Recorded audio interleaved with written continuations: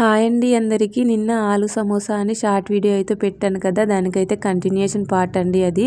అందులో పిండి కలుపుకొని ఇంకా ఆలు స్టఫింగ్ అయితే చేశాను. ఇప్పుడైతే దాని కంటిన్యూషన్ అండి ఇది. ఆ పిండిలోంచి చిన్న ముద్దను తీసుకొని ఇలా చపాతీలాగా కాకుండా ఇలా పొడవుగా అయితే చేసుకోవాలి. ఇలా పొడవుగా చేసుకొని దాన్ని అయితే కట్ చేసుకోవాలి సగానికి.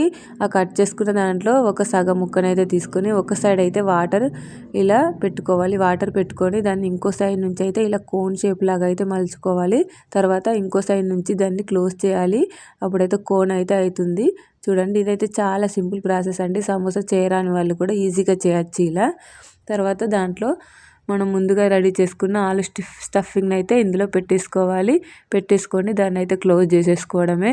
నేనైతే సింపుల్గా అయితే క్లోజ్ చేసేసాను. అయినా సమోసా షేప్ అయితే కొంచెం అయితే వచ్చిందండి, పర్లేదండి, బాగానే చేశాను.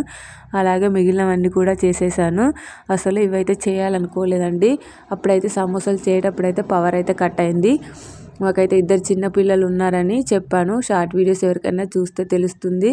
అప్పుడే వాళ్ళైతే లేచారండి. పాపం ఒకటే ఏడుసుడు, అస్సలు చేయనీయలేదు. అసలు పిండి అయితే పారేద్దాం అనుకున్నా కానీ ఎందుకు వేస్ట్ చేసుడని మెల్లగా వాళ్ళనైతే కొంచెం సేపు పట్టుకొని మళ్ళీ తర్వాత వచ్చి అయితే చేశాను. పవర్ వచ్చినాక చాలా టైం పట్టిందండి. ఆల్మోస్ట్ 3 అవర్స్ చేశానండి ఇవి ఆలు సమోసాలు. నేనైతే ఎందుకు మొదలు పెట్టానురా అనిపించింది, అంత కష్టమైంది.